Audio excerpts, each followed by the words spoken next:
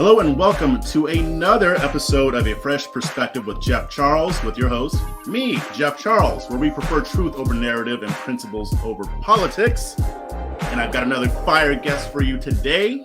As usual, you should be getting used to this now, me having fire conversations, and to give you a fresh perspective on the different matters that we deal with in America today. And it's not just my perspective that is fresh. I always bring people on who also have fresh perspectives.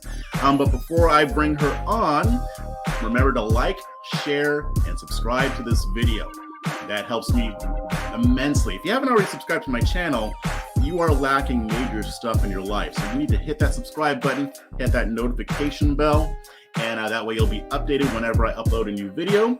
If you want to support my work, you can do so. I have links in the show notes below. I've got a PayPal link, Venmo, CashApp, all that good stuff. So if you want to help a brother out, that's how you can do it. Also, remember that LibertyNation.com is a proud sponsor of A Fresh Perspective with Jeff Charles. Check out LibertyNation.com for all of your conservatarian news, original articles and analysis, videos, podcasts, Liberty Nation Radio, and their signature TV program, The Conservative Five, where you can also see moi as well. All on LibertyNation.com, conservative news where truth matters. Now then, the midterm elections are coming up, and all eyes are on Congress. And the Democrats are possibly headed towards a major shellacking in the midterm elections. But we also, on the Republican side, even though we stand to win big, we need to make sure that we're getting the right people in office. So that's why I wanted to talk to the wonderful, the fierce, the lovely Tamika Hamilton, who is running for Congress in my home state of California. How you doing, sis? I am great. Thank you, Jeff. Jeff, you didn't have to give me such a wonderful introduction, but I really appreciate it. And making me wait. I'm going to tell your audience, you made me wait for 30 minutes. No, he didn't make me wait for 30 minutes, but I'm really glad that you asked me to come on. It's been a while, and I'm just happy to be here. Yes. And here at A Fresh Perspective with Jeff Charles, we run on CPT. So for those who know, you know. All right? So right, and then I got my lunch in front of me because I waited, So I might take a bite in between the conversation. Anything could happen when Black people are involved. Word. I mean, when I had Hotep Jesus on, somebody brought him food. His lady brought him food while we were chopping it up. It was beautiful. I can't. But y'all don't want me eating when I'm trying to do the show, because that just won't turn out right. Like, hold the potato salad. We do not right now. Just hold the potato salad in general. I can't stand that stuff. It's disgusting. Oh my God. Oh. Yeah. What? Okay. Yeah. That's enough. Okay. So no, don't tell me about how your grandmother and your mom makes the best potato salad, and that I would like that. It's already been tried a billion times. I can't get into it. Jeff, raisins or no raisins. I don't know that you could. I don't know what cookout you'll be invited to with that mindset. Whichever one I'm invited to, I'm not bringing the potato salad. Lord, look now. Okay, Jeff, let's get to it, because you really threw me with that one. I can't believe you said that, because I really love potato salad. Yep, and that's what I do. I keep people on their toes. So first off, before we get into everything, Mrs. Hamilton, yes, why don't you tell us a little bit about yourself and your journey and what you're up to? Oh gosh, we can be here all day, not 30 minutes. Okay, so I'm an Air Force sergeant. I have been in the Air Force for the past 20 years. 14 of those years have been active duty, and then the past 6 years I've been in reserve status here in lovely California. Mm-hmm. I am married to a police officer, and I have 5 beautiful babies. I was raised by my grandparents. My grandmother brought me home from the hospital. They were veterans, and my grandmother's cleaned houses for a living. I was as young as 5 cleaning houses for a living. There was no summer in the Gray household. Wow. I came out here because I got stationed out here in California. This is not my home state, but we've been here 10 years. And I made a decision to run after also making a decision for us to stay here permanently. Mm-hmm.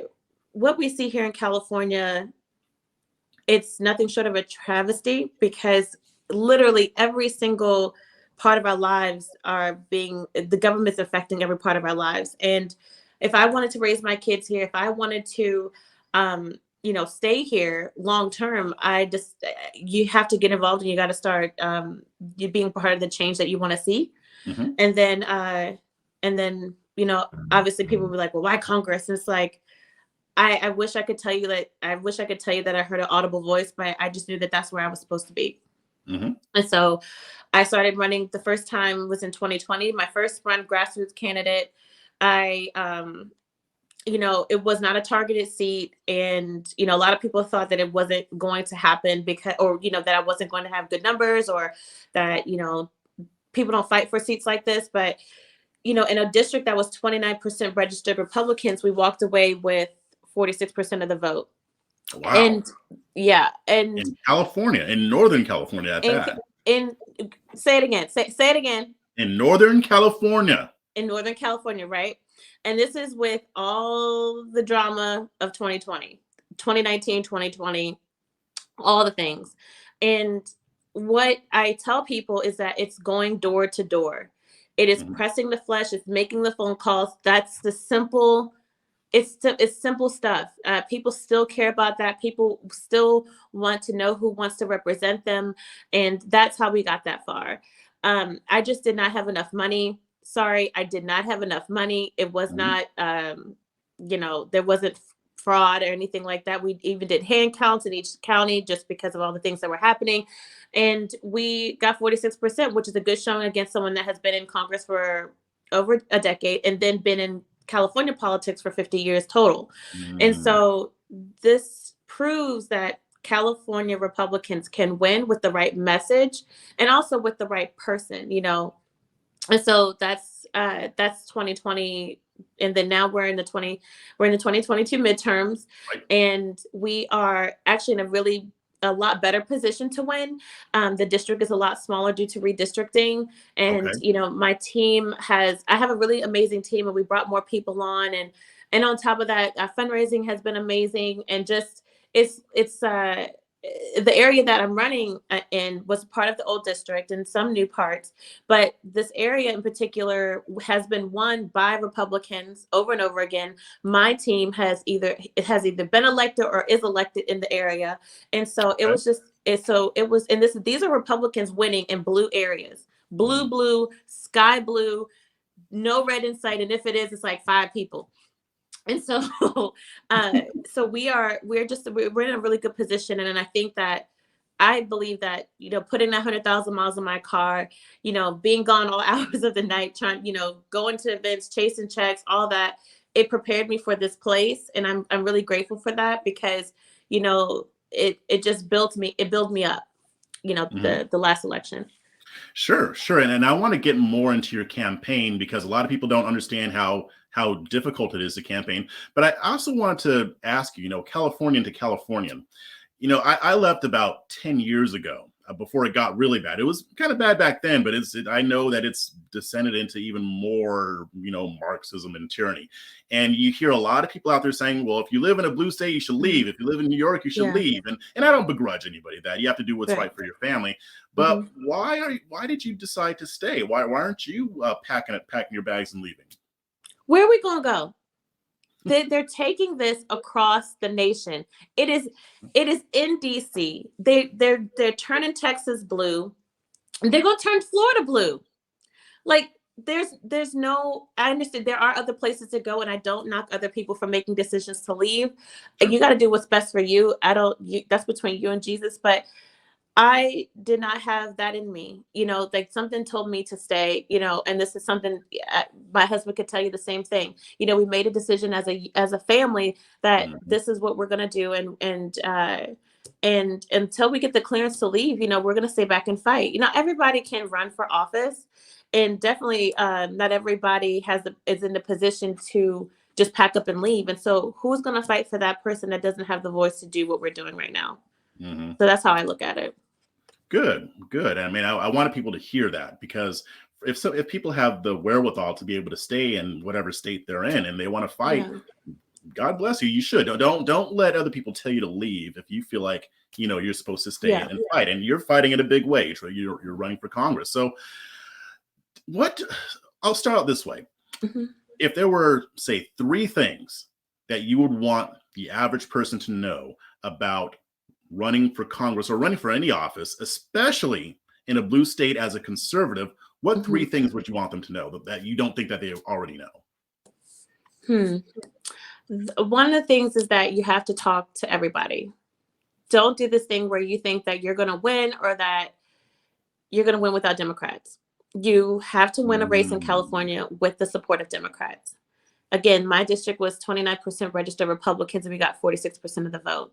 I did not change who I was. I did not change my, me. Like I was me. I was myself. And what I stand for, it never shifted, traditional family values, the government being out of your business. Those are things that resonated with people. But you have to talk about it in a way that that speaks to them. They care about education just like we care about education. They care about gas prices just like we care about gas prices. And that's what you need to stick to. All the other stuff, just leave it alone. Stick to what matters to them, and that's the faith, the family. The family stuff matters. And I would say that just because mainstream media presents one side a certain way does not necessarily mean that that's what you're going to get when you go to the door. So don't be afraid to talk to people. Sure, you might get your random person that doesn't want to talk at all, but you will be surprised who is willing to listen. And and we focus solely on Democrats and independents. We knew we were going to get the Republican vote, so we just went full stream with the Democrats and independents and people that could care less, and it made the difference. So I would say don't judge a book by its cover. Always make the opportunity to have a conversation. I would say that, some people think, oh, you just need grassroots to win. No, you need grassroots and you need money to win. You need the blend of both the established, what people call establishment, which I think is, I'm just past all of that. So sorry. So sorry for the hard eye roll, but you need people that can help you make connections, and you need the grassroots that also have connections. You need both. They both have to work together. Are they perfect? No. But in order for doors to be open, in order for you to be successful, you need both. And you don't, and this thing, and the other thing is that just be yourself. Don't change for them. Don't change. Don't cut your hair. Don't buy the red dress. If you don't like red dress, don't wear the red dress. Just what about yourself. your principles? Should you? I mean, if you have to win over Democrats, that means you got to sacrifice some conservative principles, doesn't it? No. All right. It does not. It does not. I'm just saying, be yourself. I know people that have cut their hair because some, lovely person's been a part of the party for 30 years, said, no one's going to vote for you unless you cut your hair. And it's like, that's not real. That's not real. People want real people. That's like somebody told me, because I have curly hair and today it's just doing whatever it wants to do. And they're like, no one's going to vote for you because you wearing your hair natural. I was like, this is what's going to be. This is what's going to be. So I would just say be yourself, and be yourself, talk to people, and you need both sides in order to be successful. And so going back to the first thing that you said, I mean, because that is very important. Because I think people, especially on the right, we just assume that, if you're going to win in the blue area, you got to get all the Republicans out to vote for you. And if their voter turnout is better, then you might win. There's some truth to that. But at the same time, you got to win over people who are registered in a way that you're not registered, or who maybe are be used to voting a certain way. And I think with Republicans, we think that if we don't get the low hanging fruit, we can't win. Democrats don't think that way. I mean, we talked about Texas. They're trying to. They know that in order to win local offices, and even higher than that, they got to win over some Republicans. And what people don't realize is that the average Democratic voter is not AOC.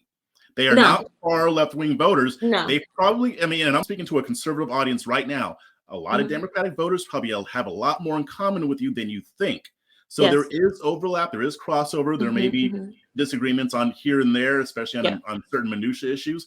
But in general, people do want the same things. They just don't always agree on how to get there. And a lot of people are going to look more at the individual than at the party. So 46% of the vote. What do you think was most responsible for you? Because that shouldn't be happening in Northern California, but it did. So I want to know what you attribute that to the most. I had a really great team, and I'm not afraid. I think it just, you said a lot, and it goes back to family. It goes back to those kitchen table issues. And then I'm always a person that's willing to listen. I did not talk to them about anything but me. I talked to them about what I want to do, what I'm focused on, and what can I do to help you? That's what I talk about. I don't talk about anybody else, and I just keep it focused on this relationship. Because at the end of the day, they're voting for you. They're not voting for the party. And I think that's what a lot of people, they get so caught up. And one of the things I do want to come back, because you said something about the beginning, about like in the beginning of that question was like, Republicans think they only have to go seek Republicans. It matters where you are, because a lot of people don't, and this is a little bit of weeds, but primary elections are so different than general elections. If you're in a primary, you might have other primary challengers. And so here in California, it's top two. So meaning that it could be a field of Democrats and Republicans, and whoever's, again, you're just fighting for to be at the top two, regardless of what side you're on. Right. And a lot of people don't know that. So they're like, so when you're first running here in I can only speak to California. It's like, you have to get all the Republicans to come out in the primary for you. And so if you have to fight a Republican, then, the concern is the Republican vote. But if you have a clear field, then you can, in the primary, go and try to extract as much Democrat support as you can. So it just kind of depends where you are, where you live, and how they run elections too. Gotcha. So I mean, I know you talked about, listening to what people are talking about, but I think with you, I mean, a lot of it was the work that you put in too. I think a lot of people don't understand the work that you have to put in to run a campaign, to run a serious campaign. Because you could put a website up. Well, you could put a social media post up, because some people, I'm running for Congress, and here's my picture that I put, because anybody can put the stuff together. I will let you know I cannot do that. I am not proficient in anything computer related. I have a team for that. But that's why I said a serious campain, because we got some people out there who are just running social media campaigns, and I'm not quite convinced that they're actually trying to win. But that's a whole other thing. There's a reason why I like talking to you. Okay, so this is you have to have a great team. You have to have people that are willing to fight with you. It's bigger than a consultant. You have to have a consultant. You have to have fundraisers. You have to have comms director. You have to have data consultants. You have to have a direct data guy. You have to have email fundraising. You have to have direct mail. For example, we just dropped 300,000 pieces of mail across the nation. You have to raise money for that, like thousands and thousands of dollars to do that. And I'm only here because of the people that support me. And I make 30 hours worth of phone calls every single day. If I'm not doing an interview, or if I'm not meeting someone in person to support my campaign, I am on the phone and I'm dialing for dollars. That is like the bread and butter of campaigns. And then, every once in a while I'll make a social media post. That's not my vibe. You already know I'm like boring on social media. It's just not my vibe. And people solicit donations that way, but I'm very much running a traditional campaign and a really hardworking team. And I don't like to talk about myself like this, but we are sacrificing. My husband works overtime so I can be here. We do have children. I'm shuffling, going afternoon kindergarten. I'm like, what? Didn't I go to school all day? But so I appreciate you saying that you need all these things, like this thing where it's like, and then you have to walk, it is a lot. And so one day, maybe I'll be a consultant and help people, but I'll be really old then. I don't know, things will be changed, but things will have changed by then. But, it does take a lot of work. It's not a social media campaign. And I will tell you that when I started, Well, when I won my first, like the primary, I had like 5 followers. I had Mm. no followers. Like, I don't know if I had met you then, but I had no social media following, like none.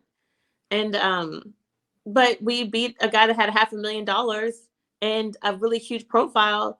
And Wow. I had 5 followers and I beat him by 3 times the vote. It's work. It's work. Wow. Wow. Yeah. So, in your opinion, I mean, when Mhm. it comes to well, first off, let me ask you this, because I can't remember if I asked you this before. Mhm. What was your relationship like, or what is your relationship like with the state GOP or the local GOP? Are you getting a lot of support from them, or how's that working out? So how that works is that you have to get your local party endorsement, and that actually I have that vote tomorrow. And then once you get the local party endorsement, then you get the endorsement from the state. You go up for the endorsement for the state, and then if you get that, support could come or support could not come. It just matters on what's happening Hmm. on the ground. I did not get any outside of an endorsement last time. Like, and here's the thing: it's like if you get an endorsement, you also one of the perks is that you get to be in the voter guide. There are people that still care about your state party and what and who they're looking at, and so that saves me like a couple $100,000 maybe, I don't know, depending on, Mm. it gives me exposure. They send a guide out to all the California Republicans across the state, and you already know this is a big state. So I'll be in that guide after this next endorsement meeting if I get endorsed by the state, so that saves me money. Other than that, when it comes down to it, support financially, it's it just depends on what the ground looks like. So, and even then it might not happen, but that's one of the perks is being able to be in the voter guide, and that's really helpful to get your name out there across the state, and Hmm. especially in the district. Gotcha. So when you look at even just the political landscape and the Mhm. GOP's place in that, I mean, I do think that at the very least, Republicans are going to take the House, maybe even the Senate. But beyond that, thinking Mhm. long term, what are some of the things, like if you had a magic wand and you were like the king of the RNC, and you could shape exactly what they're going to be do that they would do to be successful in the long run, what would you do? I would talk directly to the people. If I was the RNC, was a chair, I would talk directly to the people and say, look, in order for us to win, we need you to volunteer to be boots on the ground. And and this is not just boots on the ground like today, tomorrow, or just for midterm elections. This is like, Mhm. we need dedicated people to help spread the Republican message, not just in a presidential year, but in the off year. And I know it seems like, and I know people get tired and people don't want to volunteer, but what is it? What is an hour out of your day walking your neighborhood or going into a select neighborhood? Like, Mhm. what's 2 hours out of your day? It's really, when we're talking about what is important and bringing our nation back together, being able to have conversations and coming back together to that one common goal is to, not be divided as we are today. That would be something that I would love to do. It's not an easy feat. It's hard. You have central committees. You don't have some in some areas. But I think it's really important to let people know directly, like, this is the need, this is what we need to do in order to be successful, and it should come from directly from the top. That's just me. Gotcha. Yeah, that makes sense, and I think that's where the GOP has really made mistakes as far as having a concerted effort. I think in some areas they do, but when it comes to like uncharted territory, they've been really bad about trying to go in and get new voters. And like I said, the Democrats don't think that way. So I'm hoping that, I mean, you're an example of actually going outside of that, because I remember even during campaign, you went and talked to the Sikh community, right? I mean, Yes. you were willing to talk to I have people their who. endorsement. They're There you go. amazing. See. They don't get I love them so much. They're an American dream story. Coming here Mhm. with nothing. I mean, absolutely some of them come with $20. And I mean, it's like, and they worked extremely hard in their craft, and now they own, I mean, so much of Northern California is owned by Sikhs, and it's actually said, you actually say Sikh, not Sikh, but Sick. that's a whole nother story. But but they welcomed me with open arms and supported my campaign both, then in 2020 and even now. And I am so grateful for their support and prayers. They're really, really amazing people, and truly an American story that has not been told.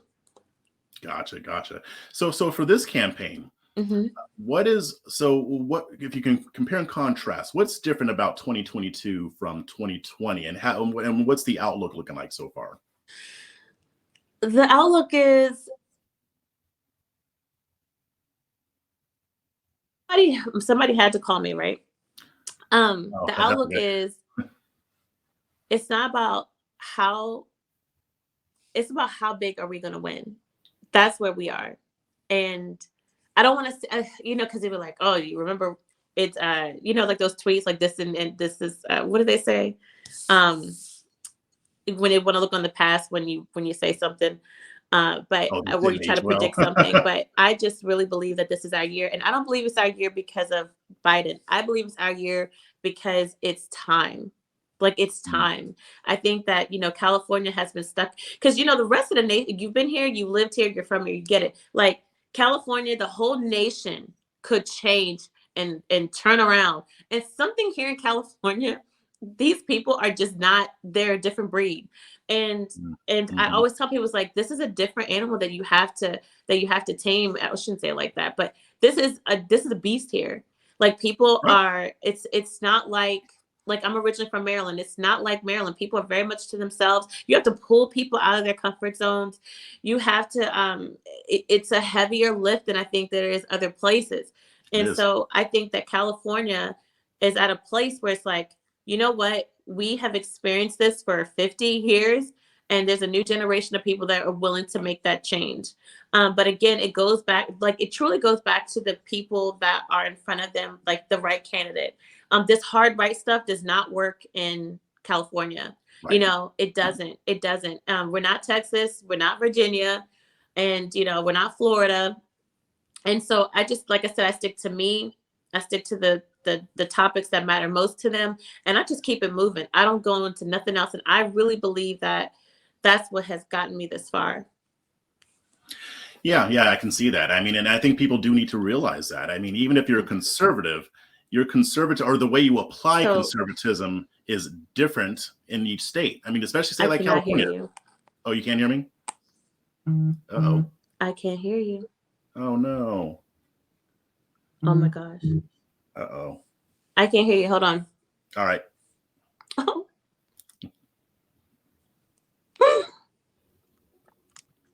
I feel so bad. How about now? Still no? Oh, man.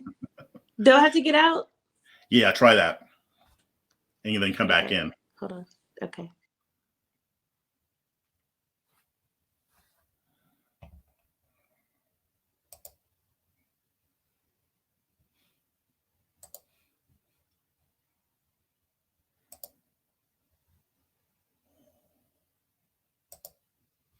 So sad. Okay. At least it didn't stop the recording. Yay! Yeah, no, it won't stop it because I'm still rolling it. So I'll just edit that part out. Look at Jesus. Okay. Right. Okay, what were you saying? I'm sorry. I can't remember now. Let's see. Oh yeah. So the bottom line is that when it comes to your conservatism, I mean, it's going to look different in every state. I mean, you can't have the exact same approach. California is not a far right state, not by any stretch of the imagination. I mean, there are conservative areas between LA and the Bay Area. That's, that looks more like Texas maybe, but still the majority are still leaning to the left. So you've got to finesse that a little bit. And I think that people don't always recognize that, but I think that more and more people are starting to. It seems like Republicans, maybe I'm being too optimistic, but it sounds like the GOP is starting to get it together in California, because that we always bash them like the California GOP sucks. I mean, I hear how people talk about it all the time, and I'm not there, so I don't know, all the ins and outs. So I'm not saying that it's true. I'm just saying that that's what I always hear. But at least it sounds like, in some ways they're starting to get it. What is going to be your main priority, your first one when you get to Congress? I think that the elephant in the room is the economy. Everyone is focused on gas prices and the prices of food. People are making life decisions here, and I mean, I think that is the biggest issue that we're facing here in California and across the nation. Gotcha. Okay, great. Well, we'll have to do this again sometime. I'll be keeping track of your campaign and all that. I know you got to pick up your kids, but before you go, why don't you let everybody know where they can find you, and most importantly, where they can donate to your campaign? Oh, look at you. Okay. Yeah. So, Oh yeah, I'm going to grift on your behalf. You don't have to grift. I will grift for you.